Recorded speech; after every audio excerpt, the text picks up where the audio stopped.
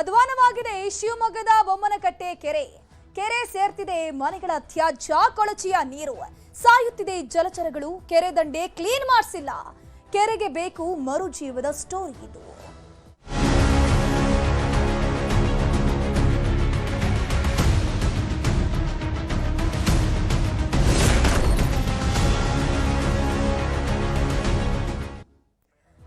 ಅಧ್ವಾನ ಆಗಿ ಹೋಗ್ಬಿಟ್ಟಿದೆ 26 ಎಕರೆ ವಿಸ್ತೀರ್ಣದ ಕೆರೆ.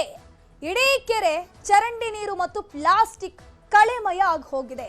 ಹಾಗಾದ್ರೆ ಏನ್ ಮಾಡ್ತಿದ್ದಾರೆ ಶಿವಮೊಗ್ಗ ಪಾಲಿಕೆ ಅಧಿಕಾರಿಗಳು? ಬರೋಬ್ಬರಿ 26 ಎಕರೆ ವಿಸ್ತೀರ್ಣ ಇರುವಂತಹ ಕೆರೆ ಇದು, ವಿಶಾಲವಾಗಿರುವಂತಹ ಕೆರೆ. ಇಡೀ ಕೆರೆ ಚರಂಡಿ ನೀರು, ತ್ಯಾಜ್ಯ, ಪ್ಲಾಸ್ಟಿಕ್ ಕಳೆಮಯ ಆಗಿ ಹೋಗ್ಬಿಟ್ಟಿದೆ. ಹಾಗಾದ್ರೆ ಶಿವಮೊಗ್ಗ ಪಾಲಿಕೆ ಅಧಿಕಾರಿಗಳಲ್ಲಿ ಏನ್ ಮಾಡ್ತಾ ಇದ್ದಾರೆ ಅನ್ನುವಂಥ ಪ್ರಶ್ನೆ ಈಗ ಉದ್ಭವ ಆಗಿರುವಂಥದ್ದು. ಯಾಕಂದ್ರೆ ಈ ನೀರನ್ನೇ ನಂಬಿಕೊಂಡು ಸಾಕಷ್ಟು ಜಲಚರಗಳಿವೆ, ಪಕ್ಷಿ ಸಂಕುಲ ಇದೆ, ಜನರಿದ್ದಾರೆ. ಆದರೆ ಈ ನೀರು ಮಾತ್ರ ಮಲಿನಗೊಂಡಿದೆ. ಕೆರೆಗೆ ಚರಂಡಿ ನೀರು ಹೋಗ್ತಾ ಇದೆ, ಡ್ರೈನೇಜ್ ವಾಟರ್ ಹೋಗ್ತಾ ಇದೆ. ಅಧಿಕಾರಿಗಳು ಮಾತ್ರ ಸುಮ್ಮನಿದ್ದಾರೆ. ಹಾಗಾದ್ರೆ 26 ಎಕರೆ ವಿಸ್ತೀರ್ಣದ ಈ ಕೆರೆಯ ಪರಿಸ್ಥಿತಿ ಯಾವ ರೀತಿ ಇದೆ, ಅದ್ರ ಬಗ್ಗೆ ಅಲ್ಲಿನ ಜನರು ಏನ್ ಹೇಳ್ತಿದ್ದಾರೆ, ಆ ಕುರಿತ ಒಂದು ವರದಿ ಇಲ್ಲಿದೆ.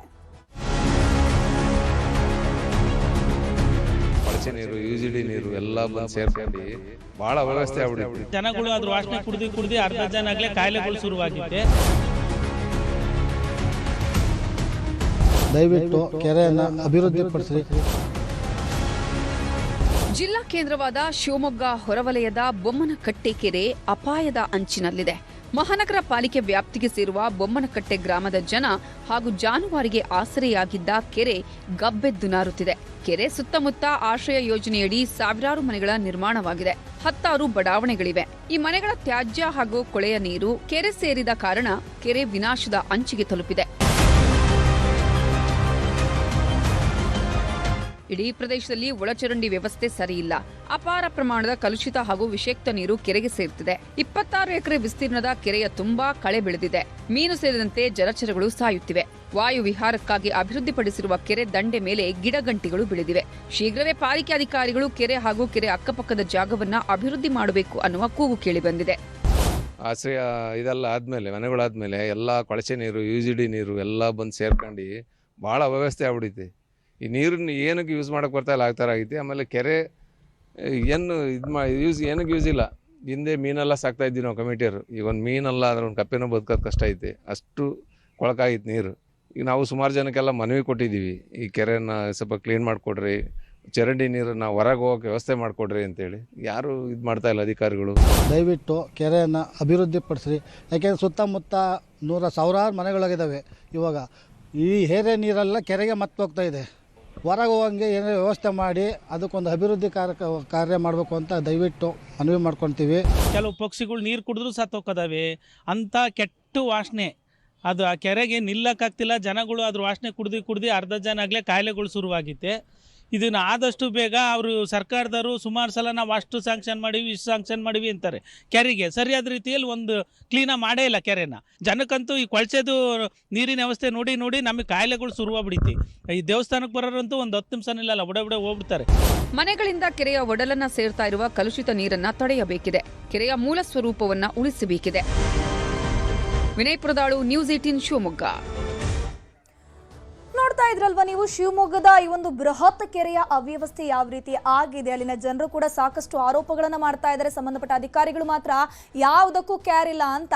ಇದ್ರ ಬಗ್ಗೆ ನಮ್ಮ ಪ್ರತಿನಿಧಿ ಹತ್ರ ಕಂಪ್ಲೀಟ್ ಆಗಿ ಮಾಹಿತಿಯನ್ನು ಪಡಿತಾ ಹೋಗೋಣ. ವಿನಯ್ ಇದ್ದಾರೆ. ವಿನಯ್, ಈಗ ಅಲ್ಲಿನ ಅಷ್ಟು ದೊಡ್ಡ ಮಟ್ಟದ ಅಂದ್ರೆ 26 ಎಕರೆ ವಿಸ್ತೀರ್ಣದ ಕೆರೆ ಇನ್ನೂ ಕೂಡ ಸ್ವಚ್ಛ ಆಗಿಲ್ಲ. ಇದು ಸಂಬಂಧಪಟ್ಟ ಅಧಿಕಾರಿಗಳ ಗಮನಕ್ಕೆ ಬಂದಿಲ್ವಾ ಹೇಗೆ? ಮತ್ತೊಂದು, ಸುಮಾರು 1000ಕ್ಕೂ ಹೆಚ್ಚು ನಿವಾಸಿಗಳು ಅಕ್ಕಪಕ್ಕ ಇದರಂತೆ. ಆ ಎಲ್ಲ ಮನೆಯ ನೀರು ಕೂಡ ಡ್ರೈನೇಜ್ ವಾಟರ್ ಅಲ್ಲಿ ಕೆರೆಗೆ ಹೋಗ್ತಾ ಇದೆ ಅಂತ. ಪರ್ಯಾಯ ಮಾರ್ಗ ಇವರು ಮಾಡಿರ್ಲಿಲ್ವಾ ಹೇಗೆ?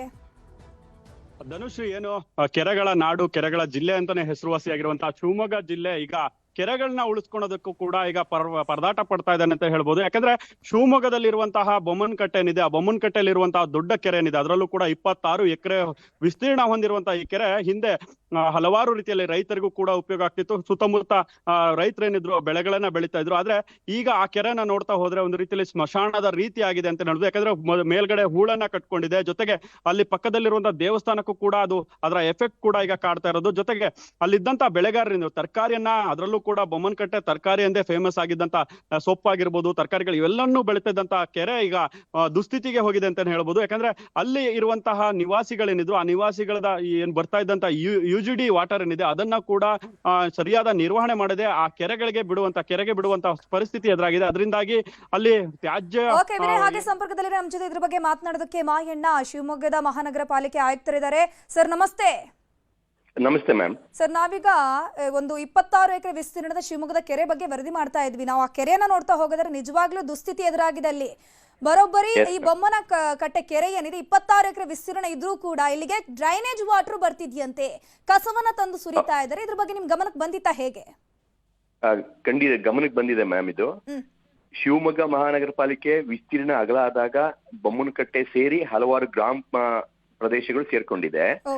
ಹಲವಾರು ಕೆರೆಗಳಲ್ಲಿ ಬೊಮ್ಮನಕಟ್ಟೆ ಕೆರೆ ಕೂಡ ಸ್ವಲ್ಪ ತ್ಯಾಜ್ಯ ಜಾಸ್ತಿ ಇರುವಂತ ಕೆರೆ ನಾವು ಐಡೆಂಟಿಫೈ ಮಾಡಿದೀವಿ. ಈಗ ಅದು ಅಲ್ಲಿ ಒಂದು ಪಕ್ಕದಲ್ಲಿ ಒಂದು ಸಾನ್ವಿ ಲೇಔಟ್ ಅಂತ, ಅಲ್ಲಿಂದನೂ ಕೂಡ ಆಕ್ಚುಲಿ ಬಂದು UGD ಸರಿಯಾದಂತ ಮಾರ್ಗ ಇಲ್ದಲೆ ಅಲ್ಲಿಗೆ ಬಂದು ಹೋಗ್ತಾ ಇದೆ. ಅದನ್ನು ಕೂಡ ಟೆಂಡರ್ ನ ಕರೆದು ವರ್ಕ್ ಆರ್ಡರ್ ಅಂದ್ರೆ ಕೆಲಸ ಆರಂಭ ಆಗುವಂತ ಹಂತದಲ್ಲಿ ಅದಿದೆ. ಸೊ ಆಗ UGD ನೀರ್ ಬಂದ್ಬಿಟ್ಟು ಬೊಮ್ಮನಕಟ್ಟೆ ಕೆರೆಗೆ ಹೋಗದಂತೆ ತಡೆಗಟ್ಟಬಹುದು. ಬಟ್ ಈ ಮಳೆಗಾಲ ಎಲ್ಲ 1 ತಿಂಗಳು 2 ತಿಂಗಳು ಅವಧಿಯನ್ನ ಬಿಟ್ರೆ ಒಂದ 3-4 ತಿಂಗಳಲ್ಲಿ ಅದು UGD ನೀರು ಹೋಗದಂಗೆ ನಾವು ಅದನ್ನ ತಡೆಗಟ್ತಾ ಇದ್ದೀವಿ. ಆಮೇಲೆ ಎರಡನೇದಾಗಿ ತ್ಯಾಜ್ಯ ಬಂದ್ಬಿಟ್ಟು ಈ ಭಗ್ನಾವಶೇಷಗಳು ಅಂದ್ರೆ ಈ ಏನ್ ಕಟ್ಟಡ ಕನ್ಸ್ಟ್ರಕ್ಷನ್ ಡೆಮಾಲಿಷನ್ ವೇಸ್ಟ್ ಇರುತ್ತೆ, ಅದು ರಾತ್ರೋರಾತ್ರಿ ಸುರಿಯುವಂತದ್ದು ಅದೆಲ್ಲ ಮಾಡ್ತಿದ್ದಾರೆ. ಅದನ್ನು ಕೂಡ ಆಕ್ಚುಲಿ ಬಂದ್ಬಿಟ್ಟು ನಾನು ನೈಟ್ ಬೀಟ್ ಮಾಡೋದ್ರ ಮೂಲಕ, CCTV ಹಾಕೋದ್ರ ಮೂಲಕ ಕಂಟ್ರೋಲ್ ಮಾಡ್ಬೇಕಂತ ಅನ್ನೋ ಪ್ಲಾನ್ ಹಾಕೊಂಡಿದ್ದೇವೆ. 3ನೇ ಪಾಯಿಂಟ್ ಆ ಒಂದು ವಿಸ್ತೀರ್ಣ ಕಾಪಾಡ್ಕೊಳ್ಳುವಂಥದ್ದು. ಅಂದ್ರೆ 26 ಎಕರೆ ಏನು ಕೆರೆ ವಿಸ್ತೀರ್ಣ ಇದೆ ಅದನ್ನ ತಹಸೀಲ್ದಾರ್ ಆಫೀಸು, ADLR DDLR ಸಮನ್ವಯ ಮಾಡ್ಕೊಂಡು ಒಂದು ಗಡಿ ಗುರುತಿಸುವಂತ ಕಾರ್ಯನೂ ಕೂಡ ಒಂದು ಜಾಯಿಂಟ್ ಪ್ಲಾನ್ ಮಾಡ್ಕೊಂಡು ಇನ್ ಕೇಸ್ ಎಲ್ಲೆಲ್ಲಿ ಒತ್ತುವರಿ ಅಥವಾ ಎಕ್ವಿಪ್ಮೆಂಟ್ ಎನ್ಕ್ರೋಚ್ಮೆಂಟ್ ಕಂಡು ಬಂದಿದೆ ಅದನ್ನು ಕೂಡ ರಿಮೂವ್ ಮಾಡಿಸ್ತೇವೆ. ಈಗ ಅದ್ರ ಜೊತೆಗೆ ಕಳೆ ತುಂಬಿಕೊಂಡ್ಬಿಟ್ಟಿದೆ, ಕಸ ಹಾಕ್ತಿದ್ರೆ, ಅದು ಸುಮಾರು ವರ್ಷಗಳಿಂದ ಇದೇ ರೀತಿ ಮುಂದುವರಿತಾ ಇದೆ ಅಂತ ಇನ್ನೂ ಕೂಡ ಆಕ್ಷನ್ ಆಗಿಲ್ಲ ಅನ್ನೋದು ಸಾರ್ವಜನಿಕರ ಬೇಸರಕ್ಕೆ ಕಾರಣ ಆಗಿದೆ. ಹೌದು ಮ್ಯಾಮ್. ಇವಾಗ ಏನಾಗುತ್ತೆ, ಮೊದಲನೇ ಗುರಿನ ಅದು ಎನ್ಕ್ರೋಚ್ಮೆಂಟ್ ಆಗಬಾರ್ದು, ಮತ್ತೆ ಒಳಚರಂಡಿ ನೀರು ಬರಬಾರ್ದು, ಮತ್ತೆ ತ್ಯಾಜ್ಯ ಬೀಳಬಾರ್ದು. ಇದು ಮೊದಲನೇ ಗುರಿ ಇಟ್ಕೊಂಡಿದ್ವಿ ಮ್ಯಾಮ್.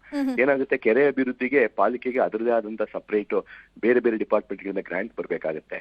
ಅಂದ್ರೆ ಹೂಳೆತ್ತೋದಿರ್ಬೋದು, ಫಂಡ್ ನಿರ್ಮಾಣ ಇರ್ಬೋದು, ಸ್ಟ್ರೆಂಥನಿಂಗ್ ಆಫ್ ದಿ ಬ್ಯಾಂಕ್ಸ್ ಇರ್ಬೋದು, ಅಲ್ಲಿ ವಾಕ್ ಪಾತ ಮಾಡೋದು, ಮತ್ತೆ ರಿಜುನವೇಷನ್ ಆಫ್ ವಾಟರ್, ಮತ್ತೆ ಇನ್ಲೆಟ್ ಎಲ್ಲಿ ನೀರು ಬರುತ್ತೆ ಅದೆಲ್ಲ ಬ್ಲಾಕ್ ಆಗಿರೋದನ್ನ ಓಪನ್ ಮಾಡೋದು, ಇದೆಲ್ಲ ಡೆವಲಪ್ಮೆಂಟ್ ವರ್ಕ್ ಬರುತ್ತೆ ಮ್ಯಾಮ್. ಪ್ರೈಮರಿಲಿ ಬಂದ್ಬಿಟ್ಟು ಒಳಚರಂಡಿ ನೀರು ಹೋಗದಂಗೆ, ತ್ಯಾಜ್ಯ ಬಂದು ಬೀಳದಂಗೆ, ಮತ್ತೆ ಎನ್ಕ್ರೋಚ್ಮೆಂಟ್ ಆಗದಂಗೆ ಇದು ಮೊದಲನೇ ಪ್ರಿಯಾರಿಟಿ ನಲ್ಲಿ ತಗೊಂತಾ ಇದೆ. ಈಗ ಒಳಚರಂಡಿ ನೀರು ಇದಕ್ಕೆ ಬರ್ತಾ ಇದೀರ, ಅದನ್ನ ಡೈವರ್ಟ್ ಮಾಡುವಂತ ಕೆಲಸ ಆಗಬಹುದಾ ಇಮಿಡಿಯೇಟ್ಲಿ ಹೇಗೆ ಅಂತ? ಯಾಕಂದ್ರೆ ಆ ನೀರನ್ನ ನಂಬ್ಕೊಂಡು ಜಲಚರಗಳು, ಪಕ್ಷಿಗಳ ಸಂಕುಲಗಳೆಲ್ಲ ಇದಾವೆ. ಸೊ ಆಲ್ರೆಡಿ ಅಲ್ಲಿ ಅಕ್ಕಪಕ್ಕ ಎಲ್ಲ ಪಕ್ಷಿಗಳ ಸಾವಾಗ್ತಿದೆ ಅಂತ ಆರೋಪವನ್ನ ಮಾಡ್ತಿದ್ದಾರೆ ಸಾರ್ವಜನಿಕರು. ಟ್ರೂ ಇದೆ ಮ್ಯಾಮ್, ವೆರಿ ಟ್ರೂ ಅದು. ಯಾಕೆಂತ ಏನು ಒಳಚರಂಡಿ ನೀರು ಸುತ್ತಮುತ್ತ ಲೇಔಟ್ಗಳು ಡೆವಲಪ್ಮೆಂಟ್ ಆಗಿದೆ, ಸುಮಾರು ಲೇಔಟ್ಗಳು ಕವರ್ ಆಗಿದೆ ಅಲ್ಲಿ. ಆ ಎಲ್ಲಾ ಲೇಔಟ್ಗಳಿಂದ ಆಕ್ಚುಲಿ ಬಂದು ನೀರು ಟ್ರಂಕ್ ಲೈನ್ಸ್ ಸೈಡ್ ಲೈನ್ಸ್ ನ ಮೂಲಕ ಬರ್ತಾ ಇದೆ.